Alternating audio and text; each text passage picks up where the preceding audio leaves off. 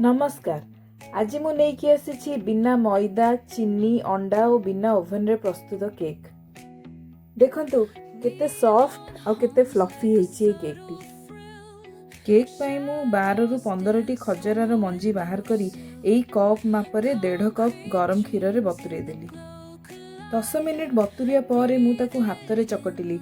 आपण चाहिले ताकू ग्राइंड भी कर परिबे।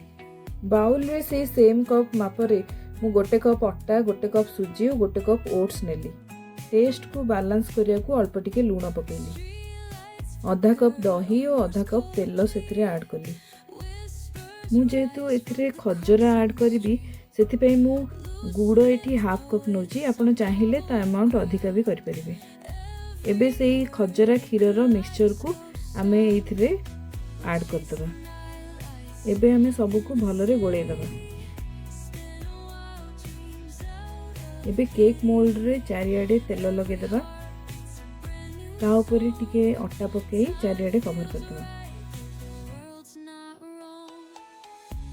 कड़ाई रे लूण नहीं ताकू लो फ्लेम रे गरम हवा को रखी दबा। केक बैटर मते टिके बहला लागुची। मु अल्प टिके क्षीर दे ताकू गोळुची।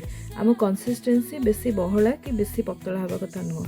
बैटर रे गोटे चम्मच बेकिंग पाउडर और अल्प टिके बेकिंग सोडा पकई क्षीर टिके ऐड करी ताकू गोळे दबा।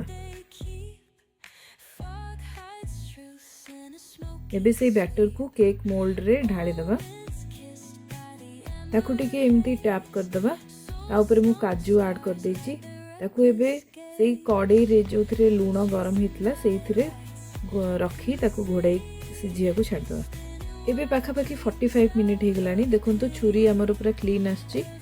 हमर केक एबे रेडी हो जाईची। देखिले तो सब घरोई इंग्रेडिएंट्स को नेकी आमर टेस्टी और हेल्दी केक प्रिपेयर हो गला। जदि आपको वीडियोटी भल लगी ताहले लाइक एवं शेयर करेंगे और चैनल रे नुआ थिले सब्सक्राइब करदेबे। Thank you.